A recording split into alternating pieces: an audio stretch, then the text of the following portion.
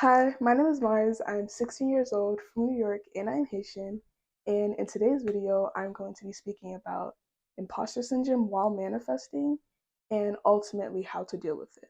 I feel like I'm qualified to speak on this topic because growing up being a people pleaser and growing up around narcissists, manipulators, abusers, and constantly having to change who I was in order to fit other people's narratives of me, I just never understood what it meant to truly honor myself and truly be myself until like more recent years of my life.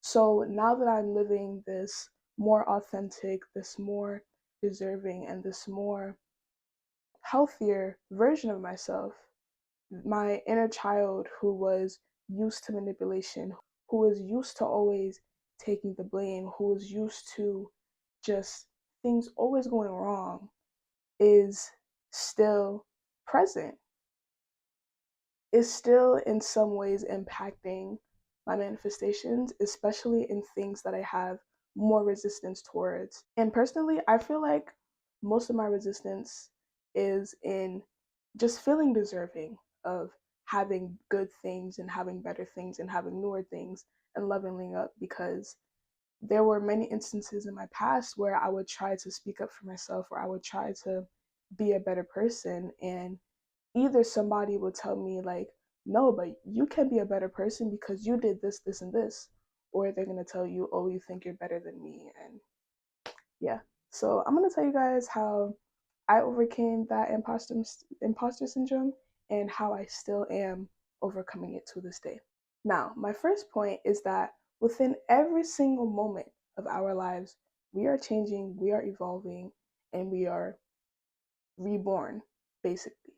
The only thing that technically holds us back is the program of our past. And an example of that is maybe when you go around certain people, your body might tense up. Or when you think of something that's happened in the past, your mind starts to spiral and you start to feel anxiety and depression and all of these things. But this is honestly there, like our body and our mind and the sensation and the sensations that they hold are honestly there for a reason. When we approach a situation and we say, okay, I want to show up in this situation this way, but your body and mind is showing up in a different way, that is there for you in order for you to change that, to take awareness of that, and to understand that, okay, I'm reacting to this situation this way because of something that's happened in my past. Let me change it. Now, when it comes to ex people pleasers and ex people who have just been downplaying themselves since the beginning of time, this might take a little bit more effort for you. This is because anytime we feel that sensation in our stomach, or anytime our brain starts to release those chemicals that cause us to feel anxiety or crippling depression or unworthiness, or sometimes even crazy thoughts, we automatically submit to them. And I feel like this is where we mess up, because when you submit to what your mind and body is telling you, you have no control over your life. This awareness that we are witnessing life through is ultimately our way of being in control and our way of making our lives our own. So when you ignore the part of you that is witnessing and instead submit to the situations and the people and the thoughts that are popping up, how can you possibly change? It's like watching a movie, and when a character in the movie dies, you die with them. Like, what? You can be sad, you can cry, you could scream if you have to, but why are you dying along with a character in a movie? It is just a movie. And I'm not saying this to downplay your emotions or downplay how you're feeling about a certain situation, but please, it is just the past. The past has gone, and it feels like everything is on top of you. It feels like everyone is watching you. It feels like, but wait, I have to continue playing into this story of myself. I have to keep on playing into who people are telling me I am, but you really don't. You don't have to listen to your bodily sensations. You don't have to listen to the anxiety. You don't have to listen to the depression. You don't have to listen to the thoughts. Like, you don't have to listen to any of that. You can witness it, but you don't have to act based off of it. My second point is to give yourself permission to change. In order to do this, you have to trust that whatever happened in the past has happened for a reason. If I didn't trust that I grew up in a specific way, lacking certain things and being abused in certain ways, like if I didn't trust that those things happened for a reason, I would not be standing before you guys today. I had to really sit myself down and think, wait, if I wasn't deprived of love in my childhood, would I be the loving version of myself that I am today? And if I wasn't constantly bullied and made fun of for the things that I today cherish, would I even cherish those things about myself today?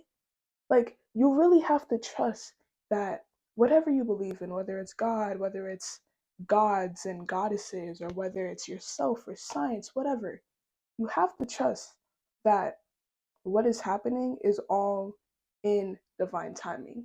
Everything is happening as it needs to happen, and you need to trust yourself ultimately.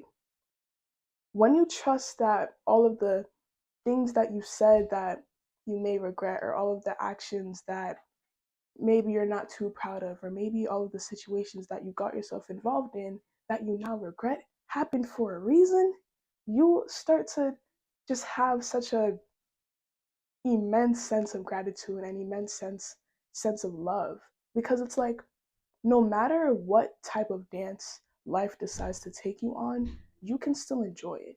You can lose your job and you can be grateful because you know for a fact that you've been praying for more time to do what you love. So now that you've lost your job, you have more time to actually work on those paintings and work on those YouTube videos and work on your podcast.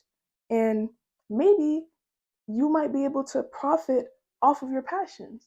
Or maybe you know that you've been praying for a significant other, and you might find that you're in a period of isolation, basically. But within trusting yourself, you can come to understandings like, maybe this isolation is here to help me find myself. So when I do get that dream partner that I know that I've been writing down and that I know that I've been manifesting, I can be comfortable in that relationship and it will last. It will be comfortable. It will be beautiful. It will be synchronized. Like everything will be perfect. So I'm trusting what is happening. Another thing that you must do is forgive yourself for your past. Understand that, yes, it is okay to make mistakes. And as much as it's like my words might not be enough for you to believe that, through repetition of trusting what has happened and forgiving yourself, eventually you will believe it. Because with me, I used to think of things that I've done, things that I've said, situations that I've got myself involved in, I would just want to rip out my hair. And it came to a point to where I just had to sit with myself and really understand, Mars, those things happened. You said those things, the damage has been done, but the healing has been done too. The people that you've hurt probably don't even think about you today.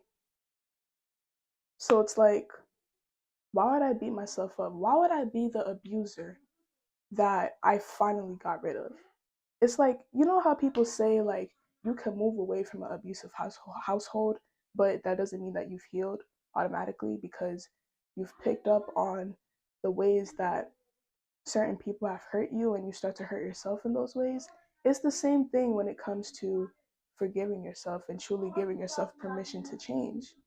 You will start to hurt yourself and you will start to talk about yourself in the way that your abusers have in the past. So just give yourself grace, give yourself time, give yourself compassion, and most importantly, repetition. If you mess up, there isn't even a such thing as messing up when it comes to giving yourself permission to change. There is no such thing as messing up. You can do this for as long as you need to. You can do this in any way that you have to, whether it's through meditation, whether it's through affirmations, whether it's through just spending time on something you love. Give yourself that grace. My next point is that you should be your only validation. You're telling yourself that you want to be an it girl, you want to be sexy, you want to be that nigga, you want to have the family of your dreams, you want to be rich, you want to have boom, boom, boom, boom, boom. But you're worried about what your mom is going to think and what your friends are going to think and what your peers are going to think and what your teachers are going to think when they have nothing to do with it. Remember that this is your life. And I'm still kind of sort of trying to remember this myself because sometimes I find myself shaping who I want to be through the lens of other people's eyes, if that makes sense. Like, if I want to think about, okay, what is my passion? In the past, and still in some areas today, I would be like, well, society thinks that this thing is cool. So I'm gonna try to do something that's as close to this thing as possible so society can give me that validation. Huh? Like, if you're fulfilled in what you're doing, why would you even need society's validation? Society's validation is nothing compared to your own fulfillment. Never let that slip your mind. I used to have this really bad habit of any time that I would want to change or any time that I want to do something differently within myself, I would think in the lens of an abusive person in my life and I'll be like, oh, but they would think that I'm just faking. They would think that I'm not a good person. They wouldn't believe me if I said that I truly am changing, that I'm truly am trying to change. But it's like, fuck what they think. Who cares about what they think? Literally, who cares? Because at the end of the day, you have to understand that in the same way that you are judging yourself, everybody else is. Nobody is that worried about you. And if they are, that's kind of sad because you're obsessed with somebody else's life rather than your own. Stop giving people power over what it is that you want out of your life, what it is that you want to do, and out of the changes that you want to see for yourself, because that is for you and only you. My last point is that the energy of embodying and being versus the energy of hoping and wishing are two completely different things. And I cannot stress enough that in the era of my life where I would just fake it till I made it, and it would kind of work, but then it would fall apart in the end, it was not good. It was not good for my mental health. It was not good for the other people that I were getting involved into it. It was just not great.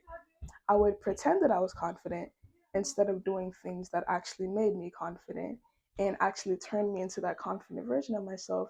So then when I attracted the significant others and the friend groups and the experiences, I would completely freak out when I got them. Because I'm like, oh shit, this faking it till it make it stuff works. But when it comes to maintaining and continuously experiencing that magic of confidence and that magic of just being who it is that you want to be, it wasn't there.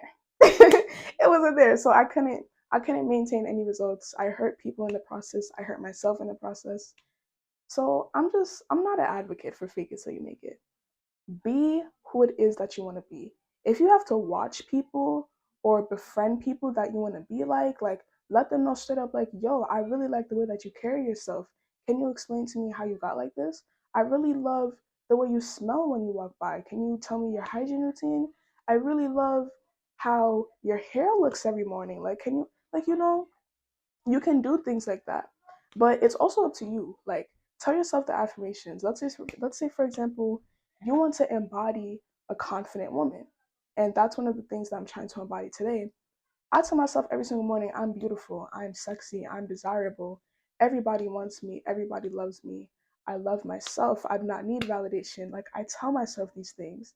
And my hygiene routine is so slow and soft, and it's just, I love it. And I do things to make me not only know that I am, but I feel that I am, and I see that I am, and I think that I am, and I understand that I am these things. Working with the chakras, with beauty. I am beauty. I feel beautiful. I love beauty. I speak beauty. I see beauty. I understand beauty. I hope I did that correctly. If I didn't, I'll put like, I'll fix it and I'll put it over here. But work with your chakras when it comes to affirmations, because those things make it so much more stronger. It's so much more than just saying I am, I am, I am, I am until you believe it. You want to feel it too, right? You want to speak it too, right? You want to understand and see it too, right? Work with the chakras and really start to integrate that into who you are for real. Understand that once you are it, you cannot doubt it. And that's just the way it is. Now that I am a beautiful woman, how can I doubt my beauty? How can I believe a person if they were to ever say that I'm ugly? How can I even turn my head if a person was to not find me attractive? I don't care, because I truly understand the fact that I am beautiful. And that's that. You have to be that way with the things that you want to manifest. You have to be that way with the things that you want to change within your life.